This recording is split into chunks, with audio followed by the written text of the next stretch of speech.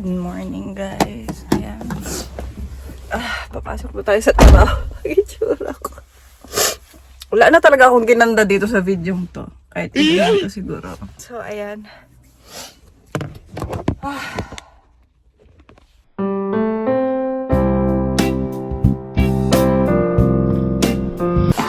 Kada umaga, magaan yung mata. And as expected, 7:31 na. Late na naman tayong umalis ng bahay, but ang lamig ngayon today, guys. Malamig ngayon, mga mima. In fairness, talagang malamig ang panahon. And sahod ni bakla today! Well, ang aking mabibili lang sa sahod ko, alam nyo, ang mabibili ko lang para sa sarili ko ay mga siguro 2 can ng beer. Dahil lahat yan ay mapupunta sa mga bayarin. Tama kayo dyan. Lahat naman tayo, but alam ko lahat tayo nagpapakapagod para mabayaran ang ating mga bayarin at bills and kailangan ng ating pamilya, no? So, hindi yun masama. Let's be positive kahit masakit siya sa dibdib. Dahil syempre no, hindi biro ang magpagod at magtrabaho araw-araw. Ang ating topic for today ay malamig ang umaga. So nagbaon ako ng kokwa ulit kasi wala na akong kape. Ngayon ganun. And pinabaunan ako ng asawa ko ng ano ba to? Yan, chocolate and isang waffle. Belgian waffle. So hindi ko sure kung kakainin ko siya ngayong umaga dahil parang tinatawad ako. Alam nyo, gusto ko na talagang magpa-brace. Kahit siguro magpa-jacket. Kasi pag ginagalan ko yung dila ko, talagang lumalabas yung dila ko sa gitna ng 2 kong ipin. Nabibuisit ako. Kaya, ayun lang siya. But, ako, napakamasaya talaga ang buhay ngayon. Today ay ang ating last day sa work for this week. And Sumiko, wala akong pasok bukas and sa susunod na araw, Saturday and Sunday. Last day ko man ngayon, medyo mabigat ang aking trabaho dahil may bago akong pasyenteng papasok sa unit ko, si Shanchay. Kilala ko na yan siya. Doon siya. Natawag ko yan siya si Shanchay. Para talaga si Shanchay na tumanda ng mga 80 years old. Ganun talaga yung atake ng mukha at saka ng aura niya sa akin. Hindi ko alam. Tapos ang lambing-lambing niya pa. Tapos hindi ko alam ba't tinatawag niya akong Shasha? Ganun siya. May video ko yan. Yan. Papa, ilalagay ko dito. Shanchay. Unsa? Shara? Ada na magbalik na siya magkwarta. Ha? Ura. Dede ta alright go. Let's go. Hyro. Harisang? Ganyan siya magsalita. Tapos pag nakita niya ako, sabi niya, "Hey, sir." Pabebe. Pero tuwa-tuwa ako sa kanya kasi pag naglakad naman siya, para siya Teletubbies. Ganun siya maglakad. Mapupunta siya sa unit ko. Well, namali siya ng napuntahan dahil babagsak siya sa mga kamay ni Sheila May.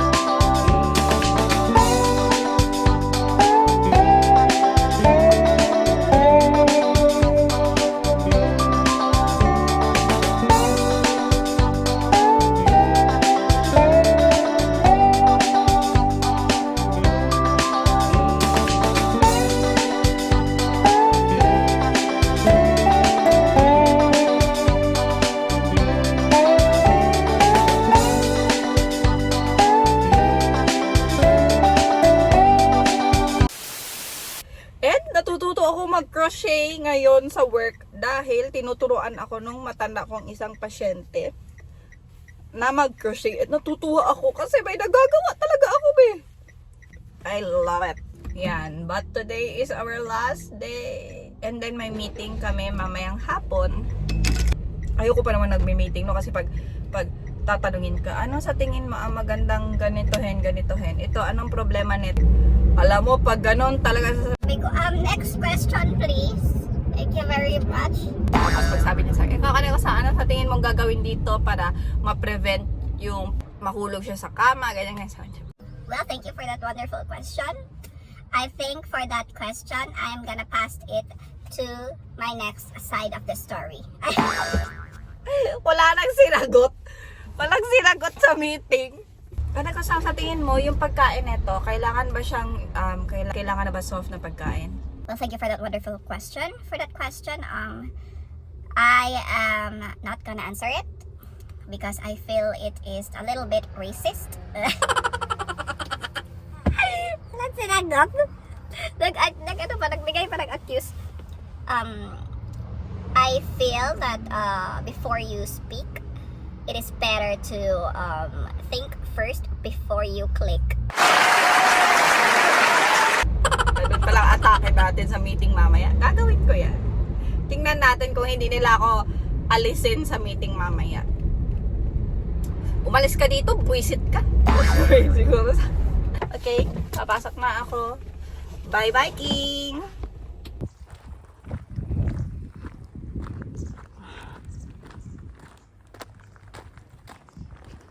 Po ang ano. Oh, hayo sa inyong lahat na nanonood ngayon sa video ko.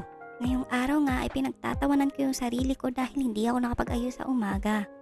Para kasi akong bumangon lang at pumasok sa trabaho at nagtrabaho na. Kaya kahit papaano at abot sa aking makakaya ay inayos ko po yung aking sarili. Dito kasi sa Japan, hanggat maaari ay hindi ka pwedeng humarap sa kanila nang hindi ka nakaayos. Kung ganyang mukha din naman kasi ang ihaharap ko sa kanila, baka uminit ang ulo nila sa umaga. Dito kasi sa Japan, hindi uso yung mas maganda siya kasi wala siyang makeup. Mas okay pa sa kanilang humarap ka sa kanila na putok yung makeup mo, as in putok talaga, kaysa sa hindi ka talaga nag-ayos at hindi ka pleasing sa mga mata nila. Sana tinanong din nila tayo kung pleasing ba sila sa mata natin, no?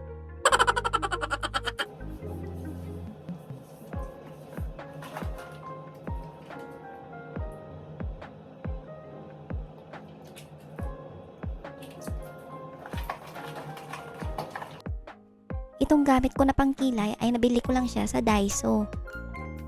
Napakaganda ng pangkilay na ito dahil bukod sa piso lang siya, napakaganda ng applicator niya dahil triangular shape siya. Triangular. Pusit. Bukod pa dito ay meron din siyang brush sa kabilang dulo. Tapos sa gitna naman may powder blush. Brush? Bobo. Yung powder blush ay ginagamit kapag nagmamadali kang mag-apply at tinatamad kang maggamit ng triangular shape tapos mag-brush pa ulit. Kaya yun yung gamit niya. Malapit na tayo matapos dito, Mima, dahil nag-aayos na lang ako ng buhok.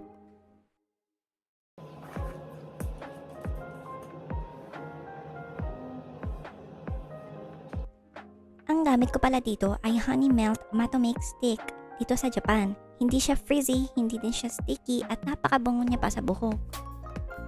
Minsan, pag naaamoy ng kasamaan ko yung buhok ko, sasabihin niya talaga sa akin na napakabango daw ng buhok ko. Kaya ayan na, tapos na tayong umaura. ID picture, thumbnail. So nagtago na sad ko diri sa liguanan namo kay makahiga manggod ko. Ay, Bisaya lang ito. So nagtago na naman ako dito sa paliguan namin kasi ayan, dito ko umuupo. Yan yung ulo ko, dito yung paa ko. Ay, ako dyan, masakit yan sa ano. Hindi ko gusto, hindi ko bet. Tapos, magpupulbo lang tayo. Alam mo na ba yun? Kasi mainit na. Bagay na bagay ito sa Pinas. Body wipes. Tapos, may iba pa na pag lagay mo sa katawan mo, may powder siya. Ito wala siyang powder. Hindi kasi ako, okay lang sa akin lang powder. Pero ang bango nito guys. Tapos, para kang naligo. Ano bang tawag niyan? At tayo ipatalam ko ninyo problema. So, maglagay like, watch and learn.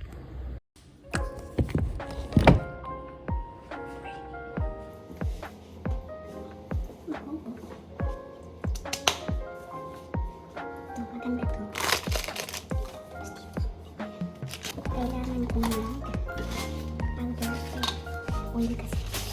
Ang oil kasi ang powder.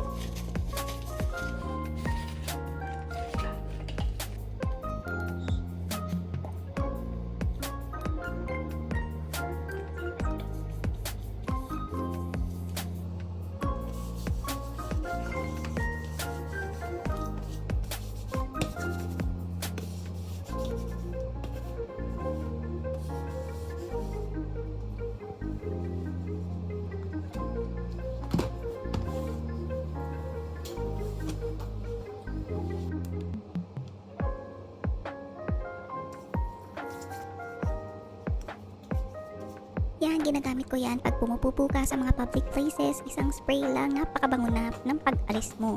Tuwang-tuwa ang kapalit mo yan. Ito naman ay Mentholatum na Waterly Lip Care. Napakaganda sa lips. Kaya dito, pag dala ko yung Bible ko, dito ako nagbabasa ng Bible ko. Hindi ko nadadala yung Bible ko kasi ilang araw na kasi ako nakakalimutan ko. Gusto ko siya. Kaya dito talaga ako nagtatambay. Although dapat hindi. Pero dito ako nagtatambay.